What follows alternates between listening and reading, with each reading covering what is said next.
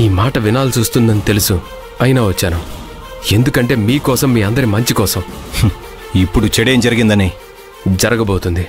నీకు తెలియకుండా నువ్వే ఇంట్లో వాళ్ళందరినీ ఇబ్బంది పెట్టబోతున్నావు.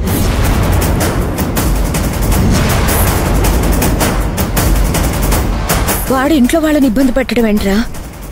అన్నయ్యకి తెలియకుండా అన్నయ్య ఒక తప్పు చేస్తున్నాడక్క.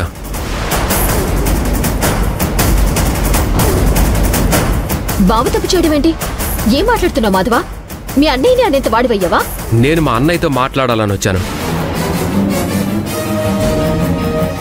మన మధ్య మాటలు నీ ఇంటికి వచ్చినప్పుడే ఆగిపోయాయిగా. ఇంకా ఏం మిగిలింది మనం మాట్లాడుకోవడానికి? నువ్వు ఇంటిని, హోటల్ని తాకట్టు పెట్టి మరీ ఆ భానుప్రకాష్ దగ్గర డబ్బులు తీసుకున్నావు కదా. వాడు మంచివాడు కాదు. అవసరానికి డబ్బులు ఇస్తాడు, తర్వాత వాడి దగ్గర పెట్టుకున్న ఆస్తులు స్వాధీనం చేసుకుంటాడు.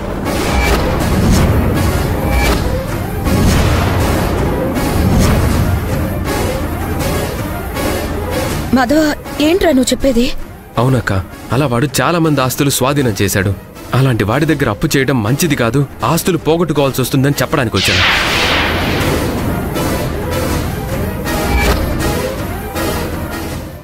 అమ్మో, ఇప్పుడు మాధవని మాట్లాడినిస్తే మొదటికి మోసం వచ్చేలా ఉంది.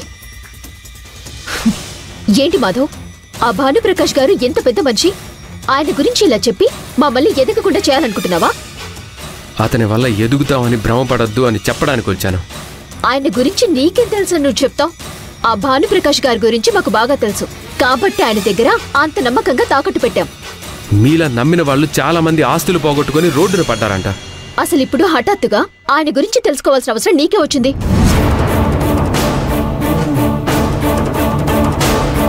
మేము డబ్బులు అడిగా, ఆయన ఇచ్చారు. ఆ విషయం తెలియగానే మేమెక్కడ బాగుపడిపోతామోనని ఈ సాకుతో ఇంటికొచ్చాం, అంతేగా? మాటలు జాగ్రత్తగా రానివ్వలేక.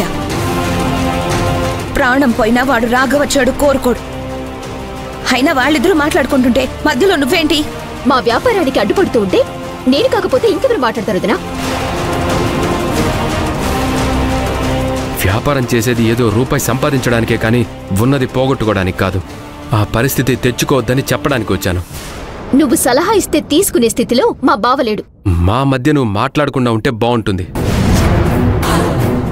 మాధవ, ఏ తప్పు చేసి ఇంట్లో నుంచి బయటికి వెళ్ళిపోయావో మళ్ళీ అదే తప్పు చేస్తున్నావు. తప్పు చేస్తుంది నేను కాదు. మరి నేనా? అర్థం అదే కదా బావా. ఈ రోజు వచ్చి ఇంత ప్రేమ చూపిస్తున్నావే, ఇంత ప్రేమ ఆ రోజు నీ ఇంటికి వచ్చినప్పుడు ఏమైపోయింది?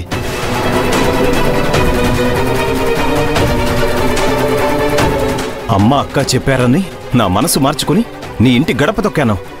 రారా అన్ని మర్చిపోయి హోటల్ కలిసి చేసుకుందామని అడిగాను. మరి అప్పుడేమైంది ఈ ప్రేమ? అది వేరు, ఇది వేరు. ఎలా అవుతుంది? నీ భార్య వెనక్కుండి నడిపిస్తూ ఉంటే పని కట్టుకుని ఇంత దూరం వచ్చావా? నేను వెళ్ళనన్నా నా భార్య పంపించింది, అది నిజం. కానీ తను వెళ్ళమంది. మన కుటుంబం మోసపోతుంది, తర్వాత ఇబ్బంది పడుతుంది, కాపాడండి అని చెప్పి మరి పంపించింది. అవును, నీ భార్య మాత్రం అంత మంచి చేస్తుంది, నా భార్య మాత్రం హత్యలు, మోసాలు, దొంగతనాలు చేస్తుంది, అంతేగా?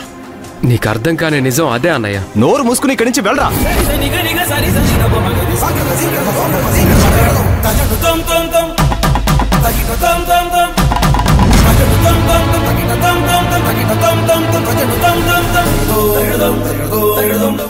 ఇప్పటికైనా ఇల్లు వెతుక్కుంటూ వచ్చావు అంటే నీ మనసు మార్చుకుని ఉంటావు, నీ తప్పు తెలుసుకుని ఉంటావు అనుకుని లోపల ఆశపడ్డాను. కానీ నువ్వింకా మీ వదిన్ని నిందించే దగ్గర ఉన్నావు. ఇంకా నీ మాట వినాల్సిన అవసరం నాకు లేదు. పో బయటికి. నీ భార్య గొప్పదా, నా భార్య గొప్పదా అనేది కాదు సమస్య.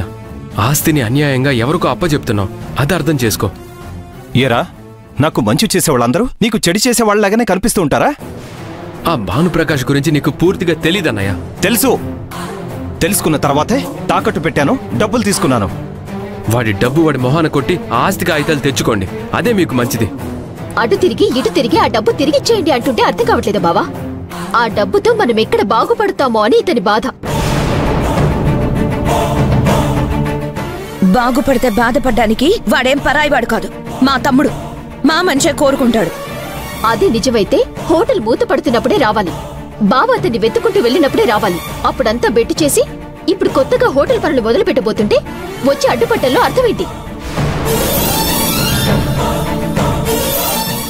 అన్నయ్య, ఈ మాటలు విని నష్టపోయింది చాలు. ఇప్పటికైనా కళ్ళు తెరు, లేదంటే నీతో పాటు అందరూ రోడ్డు మీదకి రావాల్సొస్తుంది. నోర్మోయ్!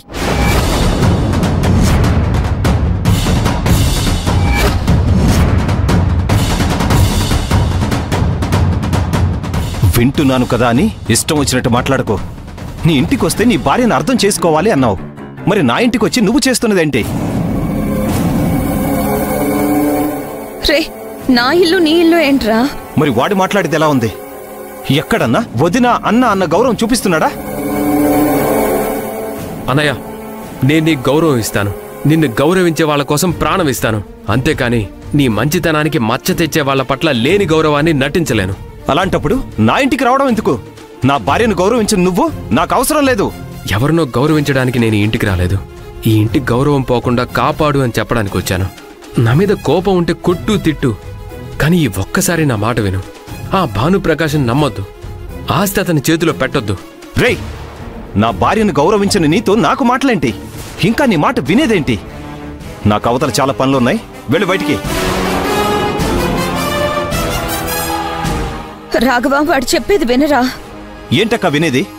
ఏది మంచి ఏది చెడు తెలియకుండానే ఈ స్థాయికొచ్చానా? ఆ రోజు మన పక్కన మనం తప్ప బయట వాళ్ళు ఎవ్వరూ లేరు. రేయ్, ఇప్పటికి కూడా నీ మాట మారలేదు. అలేకేని తప్పు పడుతూనే మాట్లాడుతున్నావు. మళ్ళీ ఇంకోసారి ఈ గడప తొక్కద్దు, పోరా.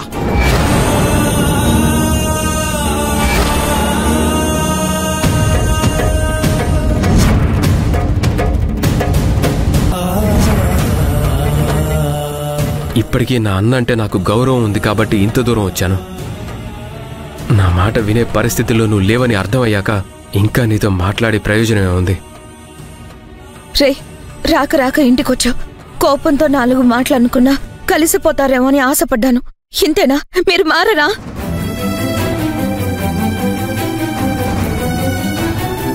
అర్థం చేసుకోవాల్సిన వాళ్ళు అర్థం చేసుకోకుండా ఇలా అపార్థం చేసుకుంటే కలిసిపోవడం ఎప్పటికీ జరుగుతుందక్క?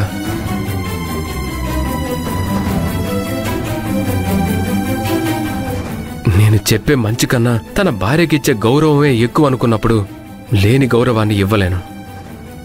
నా అన్న నన్ను పో బయటికి అన్న తరువాత ఇంకా ఇక్కడ నిలబడ్డం నాకు మర్యాద కాదు.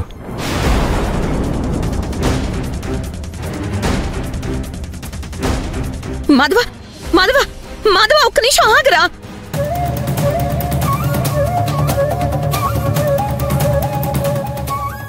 రాముడికి కష్టం వస్తే హనుమంతుడు కష్టం తీరేదాకా తోడున్నాడు.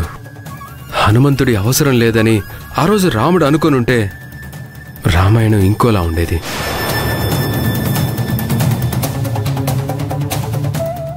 ఈ రాముడు వద్దనుకున్నా ఈ హనుమంతుడు ఎప్పటికీ ఆయన బంటే. అది గుర్తుంచుకోమని చెప్పాక